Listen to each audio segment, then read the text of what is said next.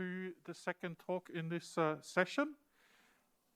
And please give a big applause to Suzannah, who is here from Brisbane.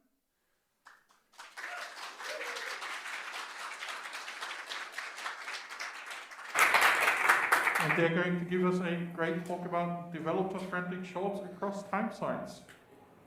And I will hand you over to her.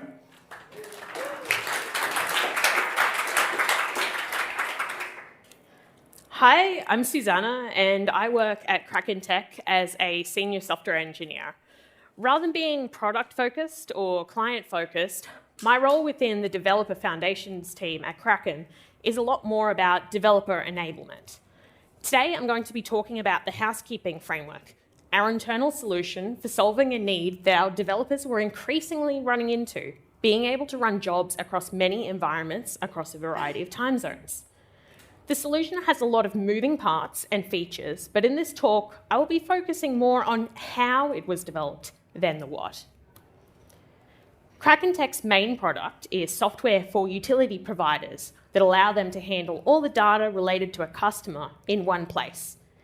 Our product is built upon Python and Django within a monorepo of 9 million lines of code. We have a range of clients in electricity, gas, internet, and more for our Kraken customer product. Each client who uses this product has their own environment, one test environment and one production environment. Over 100 new versions of code are deployed each day to over 25 separate clients' environments across more than 10 countries, nearly simultaneously. In order to continue improving and developing our product, we often need to run one-off jobs across all environments. These include things like a new database column being added and the value needing to be backfilled, syncing Elasticsearch indexes, or running data operations to change the way that data is stored. These need to be able to be run across all environments so that all versions are able to be up to date. But we also want to be able to ensure that they run during a time that doesn't impact customers. For example, performing heavy database operations on a table as part of a one-off job could cause web users to see increased lags, degrading customer experience. We had a number of existing ways to handle running jobs.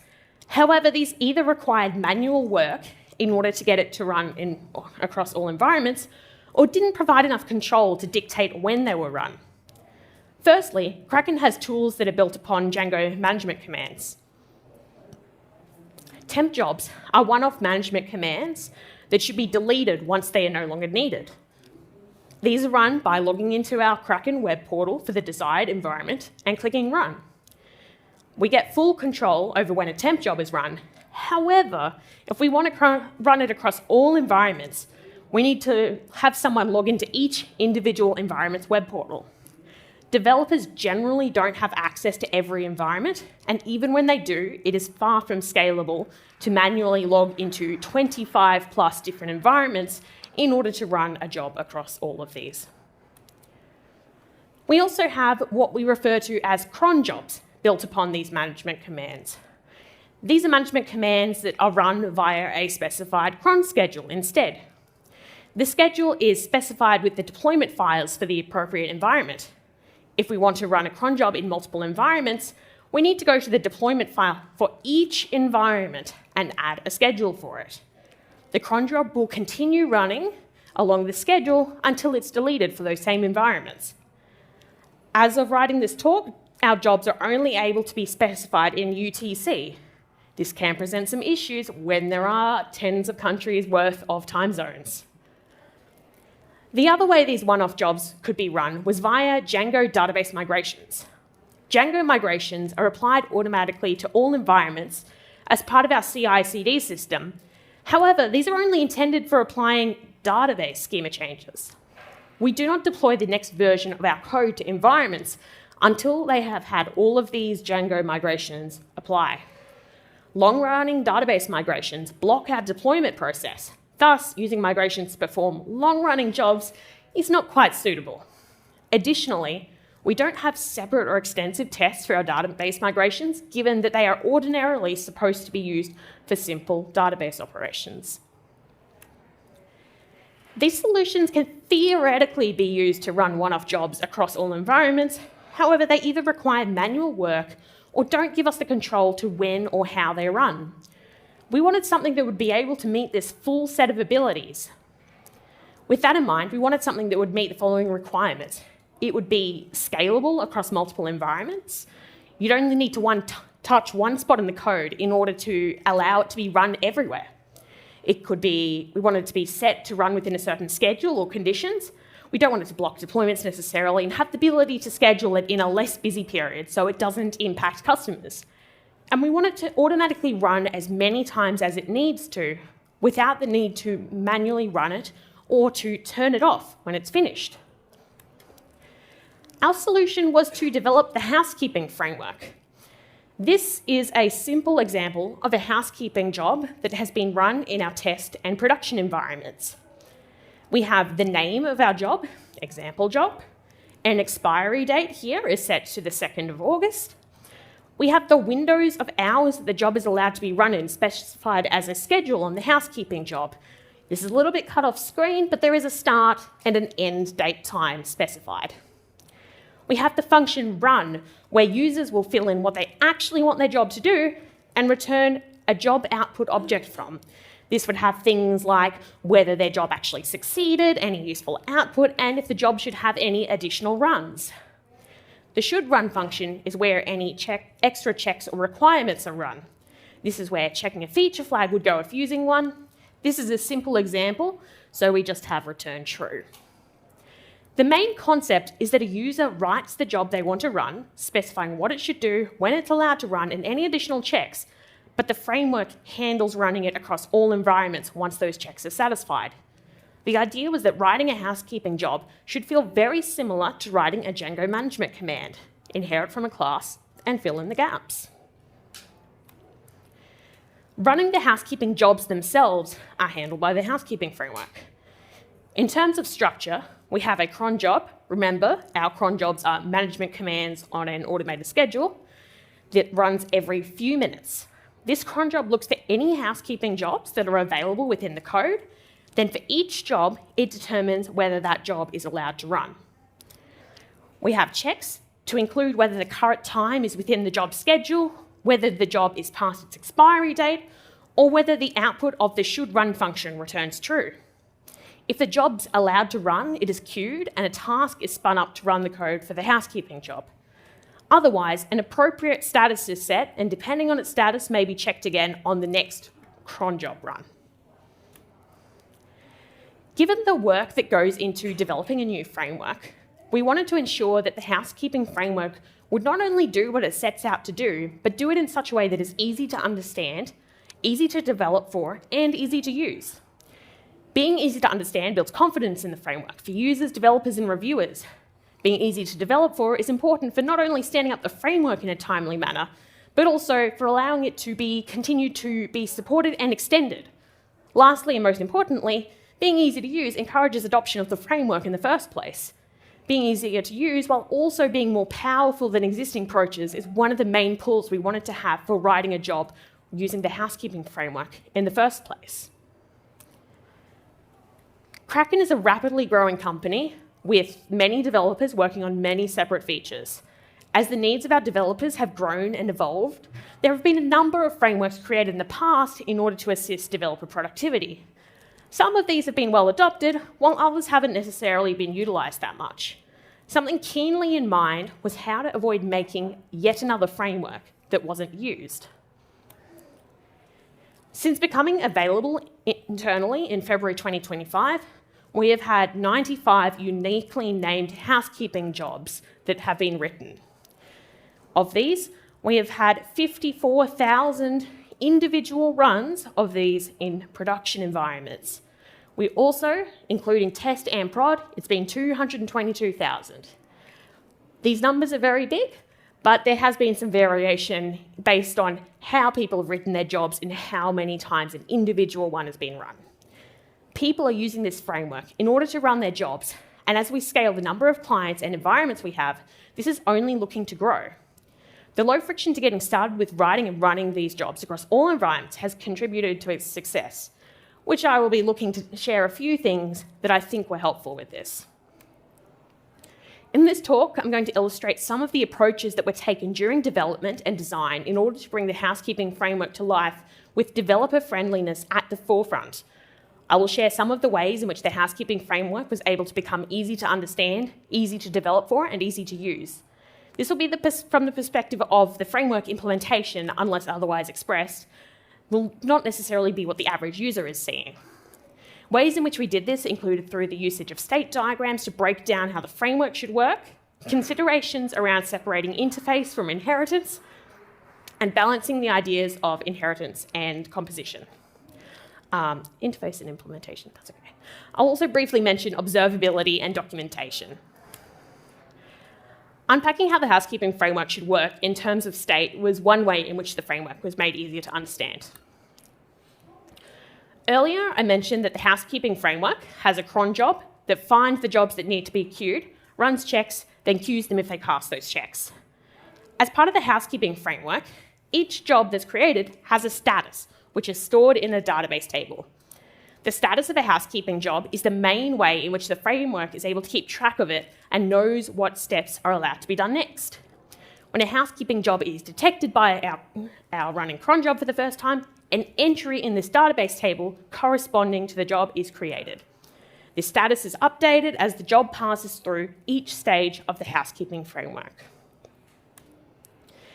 Our happy path for our standard housekeeping jobs in terms of statuses looks like this. The initial status of our housekeeping job is validated once it's detected for the first time, indicating, that it's been detected by the framework. The job is checked to see if it meets the conditions to run, and if so, a task to run the jobs becomes queued. When the corresponding task begins, the status is updated to started. The code for the specific housekeeping job is then run, which was specified in the run function implemented before. If the job is required to have additional runs, the status is moved back to validated, and the run number is incremented to allow it to be picked up again by the cron job on a later run. Otherwise, the housekeeping job is moved into the succeeded status. It isn't detected anymore, it just does its thing and sits there. Identifying and specifically describing this happy path as a state diagram made it easier to convey what we expected the average housekeeping job to do, but also helped in identifying edge cases. The other states that we wanted to add indicated when something had deviated from this original intended path. When something has gone wrong with a job, such that it couldn't be retried, or we wanted the job to be marked as failed. On the flip side, if a job was continually getting checked without running, or it hadn't been finished within a certain expiry date, we wanted to be able to move the job into the skipped status. This is an example of what the state diagram looks like once these additional states were added. I'm not expecting you to read what all of these do, but we can see that our skipped and failed statuses are added as terminal statuses that can be reached but not moved from within the standard workings of the framework. Our happy path from the previous slide still exists and is indicated by the green arrow. We have more possible paths from each of these middle three statuses, validated, queued, and started. These are where logic needs to be implemented in order to determine which state the housekeeping job needs to be in next. Originally, we had conditional logic that handled both determining what status we needed next and applying it. However, as more of the framework began to come together, it became more difficult to understand all the possible ways or reasons a job entered a certain status from looking at the code alone. The logic for handling code from the validated status was stored in one place, from started in another place, and each of these functions directly updated the database using the Django ORM to change to the new status. This code was refactored into a new format that took advantage of how the state machine was mapped up and allowed for greater code reuse. We separated the logic from determining what state to change to from the logic to apply that change. The apply status change function here takes in the Django model for our housekeeping job, a custom status change object, and an optional results object as input, and handles whatever logic is needed in order to move the housekeeping job into its new state. All the logic for actually changing state or any follow-up functions are able to be captured here, while the logic for determining what new state was needed in the first place could be calculated elsewhere. Returning to our state diagram again, there are three main places where the logic for what to do next branches out: validated, queued, and started. The logic for each of these places was able to be separated out and stored together as part of a status change determiner class. This is used internally within the framework to determine which state a job should be moved to next. We have a function on this class for determining which state to move to from each of these statuses, from queued, from started, and once we've run our job. Each of these functions return a status change object which is able to be passed around and applied independently. This is then an example of our status change object. Originally, we just had the new status. So when we were applying a new status change, it would just change it to be that new status. Realised as we went along, we could put extra things in there so that it could do more, but then we wouldn't need to write it a bunch of times every different place. For example, a message. We include a message there with some more details about why it's got into that in the first place. And in our apply status change, we could emit a log. Additionally, we have these other parts where we're calling for our other diagram here. We have the current run number incremented. And up there, we have queued job. So by putting it here, we can include that in our status change itself and capture those as part of the states that need to be gotten to as well. Thinking of the flow of a housekeeping job through these diagrams made it easier to understand how it should work and easier to reason. This had the added benefit of making it easier to develop for when using the state perspective to influence design. Another way in which the housekeeping framework was designed in such a way to be developed for is through the separation of interface and implementation. A brief thing, that's an example implementation of the status change.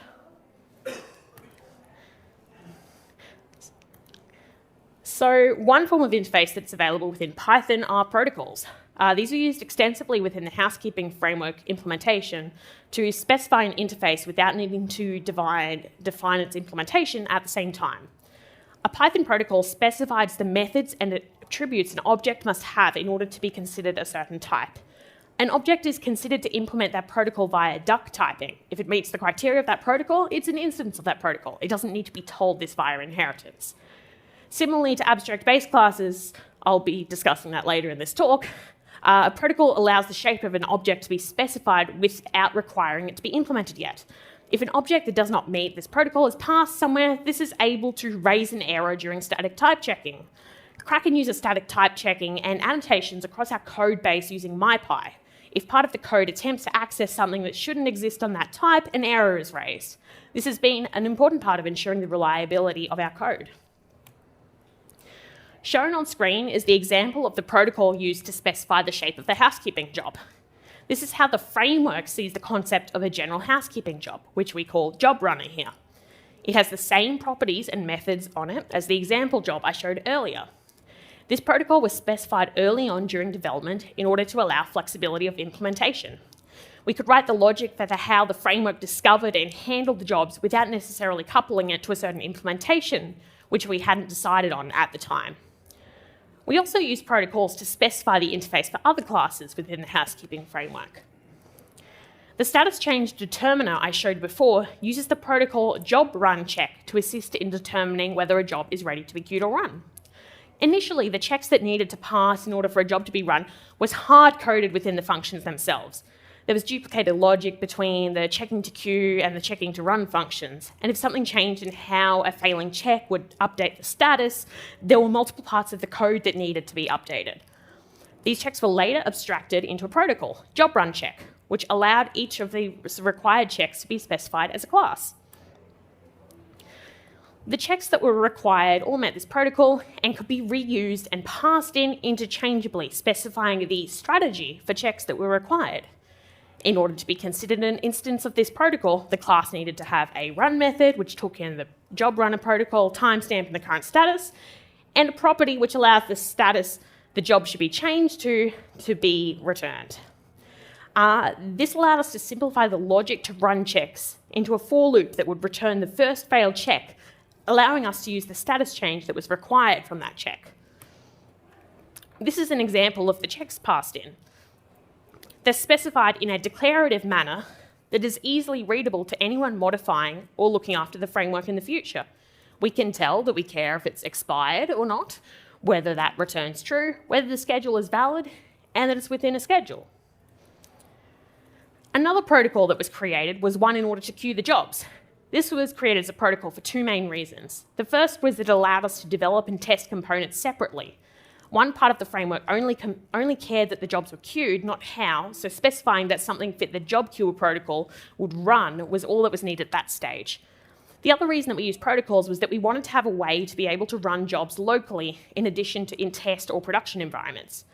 We wanted to have one instance of the job queuer, which would queue the celery tasks, while the local development version only needed to store which jobs should have been queued and to be handled synchronously elsewhere. Separating interface and implementation assisted in making the framework easy to develop for by allowing these interfaces to be decoupled from implementation. That is, we could more easily develop parts of the framework separately without as many dependencies between these parts. We could specify objects of certain formats being required by other classes or functions without necessarily needing to have these implemented yet, and test these separately as functionality began to be implemented.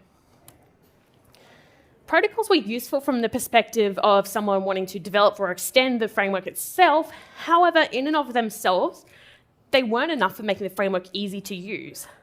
We didn't expose any of these protocols to users, instead hiding them behind base classes. We wanted to ensure that people writing and running jobs were equipped with the tools to be able to easily use the housekeeping framework without needing to write boilerplate code or dive into the intricate workings of every part of the framework behind the scenes.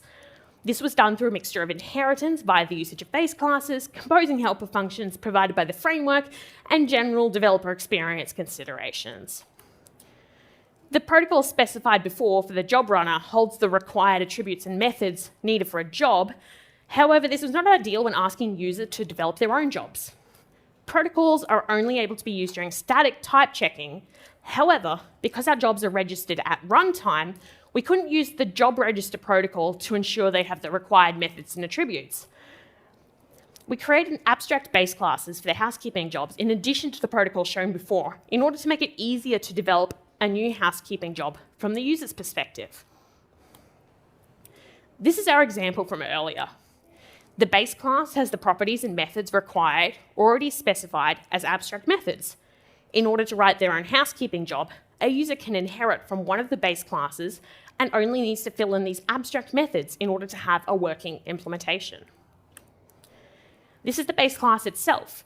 Most of the functions are specified as abstract with a single function that is concrete. The average developer, when writing a new job, should only need to create a file where it can be discovered, inherit from the base class, fill in the abstract methods, and write any related tests. Everything else is automatically handled by the housekeeping framework. The classes for our housekeeping jobs are instantiated during registration. If they inherit from the base class and don't implement the abstract methods, errors are raised, preventing the job from being registered and marked as validated. There is nothing to stop a user from implementing their own job alone that met the protocol. However, it's much more convenient to inherit from something that's already in existence. Sensible defaults can be added to these base classes, and other different templates have already been created with recommended practices for different scenarios, for example, performing database schema changes. While base classes use inheritance to provide functionality by default that's hidden from users, helper functions take the opposite approach. They're explicitly composed by the user within the housekeeping job. Our helper functions are an additional way in which developing new housekeeping jobs is made more convenient to the user. They're specified within the separate part of the code base and available for people to include in the implementation of their jobs. There's utility functions for common scenarios that users want to handle within their housekeeping job without needing to dig into the internals themselves. One example of this is a helper function used for splitting a query set into smaller batches when backfilling data. The user doesn't need to worry about adding boilerplate to handle responsibly setting up query sets because they can import a function that already does that logic.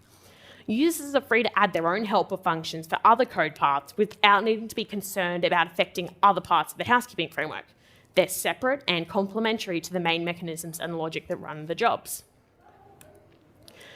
I could talk about these for much longer than this talk slot allows, but there were various other developer experience considerations made when rolling out the housekeeping framework, which I'll brush on shortly.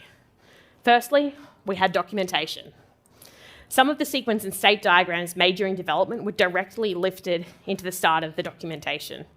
they were separated into the ideas of diataxis, which I won't go into now, but in this scenario mainly meant we had documents that went through how to make a job, how to monitor a job, etc., and separate pages for explaining how the framework functioned. These were available if people wanted to go looking, but didn't need to dilute a streamlined how-to document for a user that only wanted to know what to do in order to get their job working. Next, we had examples of housekeeping jobs that had successfully run in production, like the one that I've been showing you throughout this talk.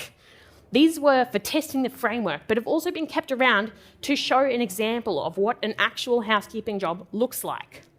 We had logging available for when a job changed certain statuses, and within the database itself. In our case, this was hooked up to Datadog, where we had a dashboard that passed these output logs and turned them into beautiful diagrams and counts.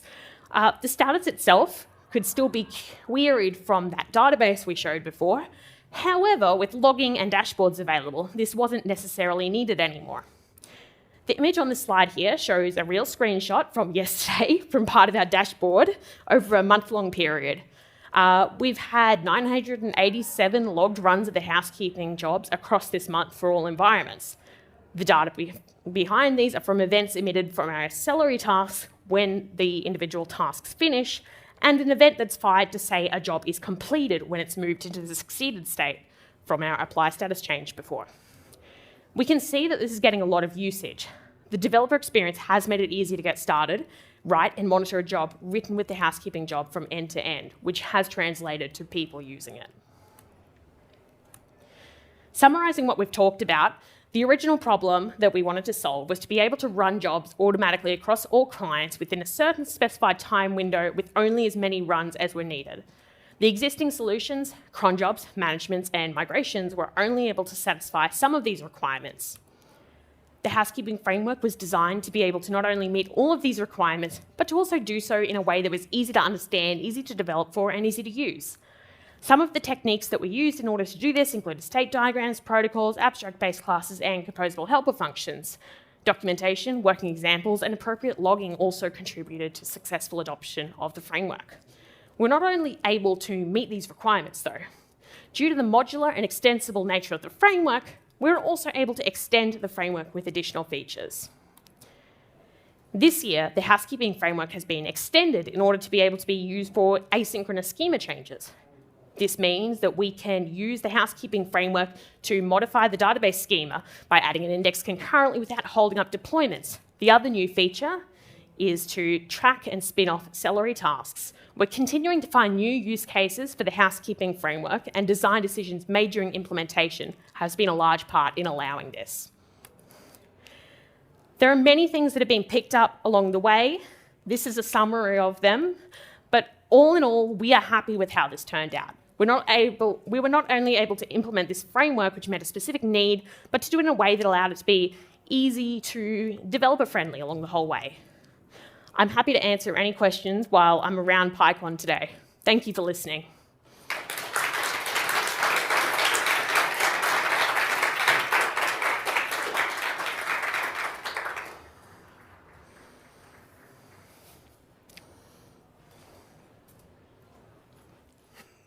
Thank you so much, Suzannah, for this great talk. Great to see Django in the wild. And I will hand you your wonderful PyCon mug, and thank you once again for presenting today.